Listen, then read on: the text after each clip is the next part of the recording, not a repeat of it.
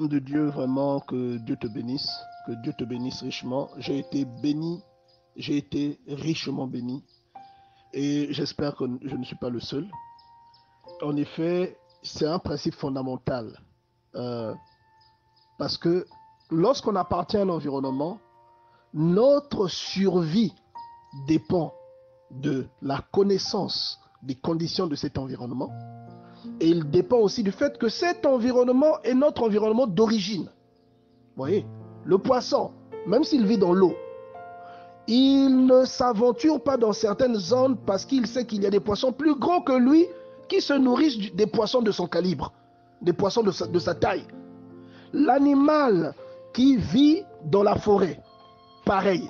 L'animal dans la forêt ne s'aventure pas dans certaines zones. Les animaux herbivores, par exemple, sont obligés de rester en groupe. Les animaux herbivores sont obligés d'être dans un environnement spécifique, c'est-à-dire dans un environnement où il y a du pâturage, déjà pour pouvoir se nourrir. Et les carnivores sont obligés de s'approcher de certains animaux afin de pouvoir trouver des carcasses ou encore afin de pouvoir trouver des animaux morts. Pourquoi? Pour leur survie.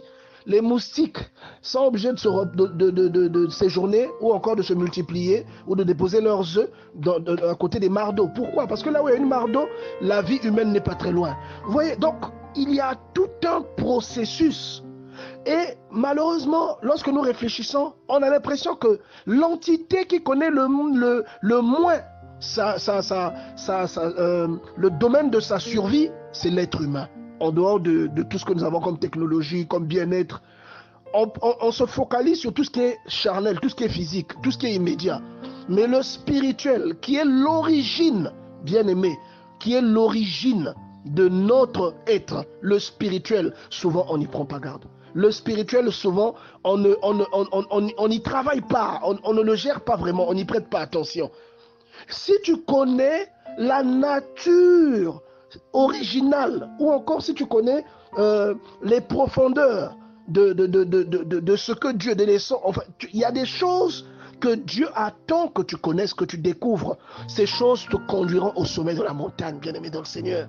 Pourquoi est-ce que celui qui veut être docteur en philosophie doit étudier la philosophie? C'est parce que, avant de devenir docteur, c'est pas seulement un titre, mais c'est une qualification qui représente ton savoir et ta connaissance et ta maîtrise dans le domaine dans lequel tu es qualifié.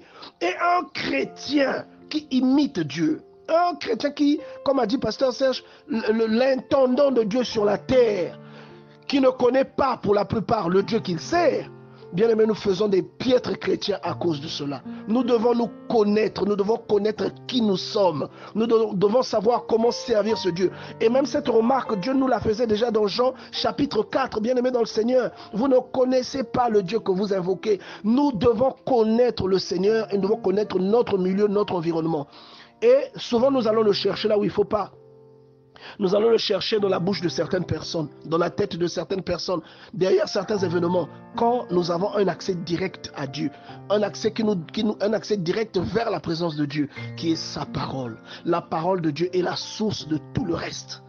Si vous méditez la parole de Dieu, au début, vous pourrez vous sentir seul ou pas très conduit ou pas très à l'aise. Mais au fur et à mesure, vous remarquerez que quelque chose vous accompagne ou quelque chose vous instruit au même moment où vous lisez, où vous méditez cette parole. Et vous serez amené à découvrir, à faire des découvertes dans la lecture, des découvertes qui vous sembleront extraordinaires, qui sortiront du néant. Et un jour, vous entendrez des gens qui ont fait les mêmes découvertes que vous, mais parfois qui ont beaucoup plus d'expérience que vous. Et là, vous vous sentirez moins inutile. Vous vous sentirez fier d'avoir passé du temps à lire et vous saurez que la révélation a une source commune. Elle ne vient peut-être pas au même moment, mais elle vient toujours de la même entité, Dieu. Et elle vient toujours de la même source, la parole de Dieu. Vous voyez?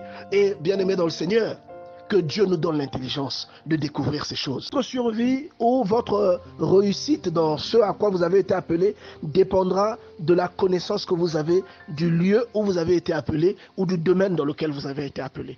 Si vous êtes sur la terre, vous avez une origine spirituelle. C'est un peu comme l'exemple de l'arbre dans le sol. C'est le même, ou de la graine dans le sol. Si vous prenez une graine, vous la mettez vous pensez connaître une graine, vous prenez cette graine, vous la mettez sur le toit, mais la graine ne poussera jamais parce qu'il n'y a pas suffisamment de nutriments. Et une personne qui connaît réellement la graine saura que pour jouir de cette graine, une petite graine minuscule, parce que j'ai envie d'avoir de l'ombre, parce que j'ai envie d'avoir du bois pour fabriquer un bateau, j'ai envie d'avoir du bois pour fabriquer une maison pour abriter ma famille, pour m'abriter de la pluie, je veux du bois pour me chauffer pendant l'hiver. Cette personne va utiliser une graine, une seule graine, et il va la développer, il va la travailler, il va la décortiquer, il va l'exploiter, il va l'explorer en la mettant dans le domaine qui favorise l'épanouissement de la graine. Il va prendre la graine, il va l'enfoncer dans le sol, la graine portera du fruit, la graine deviendra un arbre, la graine nourrira, elle donnera de l'ombre, elle donnera du bois pour se réchauffer pendant l'hiver, elle donnera du bois pour construire une maison, elle donnera du bois pour peut-être construire un bateau, elle donnera du bois pour construire une charrette. La graine aura des fonctions multiples, mais lorsque vous voyez la graine, elle est minuscule, elle est toute petite, bien aimée dans le Seigneur. Et c'est ça, c'est parce que la personne connaît les vertus de la graine et elle connaît le milieu dans lequel la graine est appelée à se développer.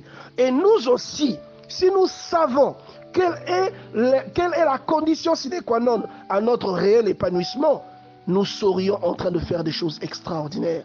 Et nous courons vers, bien-aimés dans le Seigneur, ces choses, vers cette découverte, vers ces expérimentations. Et j'aimerais encourager quelqu'un ici, j'aimerais encourager quelqu'un à expérimenter ces choses. J'aimerais encourager quelqu'un à aller dans la direction de ces choses, à savoir qui il est. Bien-aimé, connais-toi toi-même, découvre qui tu es et comment est-ce que tu peux exploiter le potentiel que Dieu a déposé en toi. Dieu est ton créateur, c'est lui qui t'a fait. Il t'a mis sur terre et non pas sur la lune. Il sait pourquoi. Il t'a mis sur terre et non pas dans l'eau, il sait pourquoi. Il ne t'a pas installé dans les nuages, il ne t'a pas donné une taille qui atteint les nuages pour cohabiter avec certaines. Il sait pourquoi. Dieu est ton créateur. S'il t'a donné la parole de Dieu, il sait pourquoi. Voilà pourquoi plonge dans la parole de Dieu. Expérimente la parole de Dieu, investis dans la parole de Dieu, passe du temps à la méditer comme dit le psaume 1, passe du temps à la méditer comme dit Josué 1:8, passe du temps à chercher à découvrir le secret de la parole de Dieu et certaines choses se manifesteront dans ta vie. Et tu vois par exemple 2 Timothée 3 verset 16, cette écriture dit « Toute écriture est inspirée de Dieu et utile pour enseigner ». Donc la parole que Dieu te donne, il sait pourquoi il te la donne. Le même Dieu qui t'a donné des pieds et qui t'a donné des ongles et non des griffes, qui t'a donné des dents et non des crocs, il sait pourquoi à toi il a donné des ongles et aux animaux il a donné des crocs. Il sait pourquoi à toi il a donné des dents normales et aux animaux il a donné des crocs. Aux animaux il a donné des griffes. Il sait pourquoi. À toi, il a simplement donné certaines parties pour être recouvertes par la pilosité. Et à l'animal, il a donné toute une fourrure. Il sait pourquoi. À l'ours polaire, il a donné une fourrure épaisse, c'est pour le protéger du froid. Et à un autre ours, il a donné une fourrure normale. Il sait pourquoi. Donc, s'il t'a donné la parole de Dieu, c'est certainement pour ta survie. Dieu ne fait pas de choses par hasard. Dieu ne fait jamais des choses par hasard. Il y a un grand homme qui avait dit, Dieu ne joue pas au dé.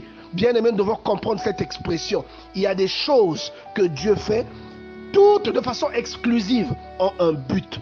Et ce que Dieu t'a accordé dans ta vie, ce qu'il t'a donné, la famille dans laquelle il t'a introduit, tout le savoir qu'il a mis autour de toi, la parole que tu es en train d'écouter aujourd'hui, c'est à dessein. Il ne t'a pas permis d'avoir accès à ces choses pour rien ou par le fruit du hasard. Non. Dieu sait où il te conduit, Dieu sait pourquoi il investit toutes ces choses. La parole qu'il t'a donnée, il sait pourquoi il a dit qu'elle est utile pour enseigner. Il sait pourquoi il t'a dit qu'elle est utile pour convaincre. Il sait pourquoi il t'a dit qu'elle est utile pour corriger. Il sait pourquoi il a dit qu'elle est utile pour instruire la justice. Et le but de la parole de Dieu, comme nous dit 2 Timothée 3 verset 16, c'est justement pour enseigner, pour convaincre, pour corriger, parce que oui, on a besoin de correction, et pour instruire dans la justice, parce que la justice ne peut se séparer de Dieu. Que Dieu bénisse sa parole. J'aimerais que quelqu'un prenne une décision importante aujourd'hui, bien aimé dans le Seigneur.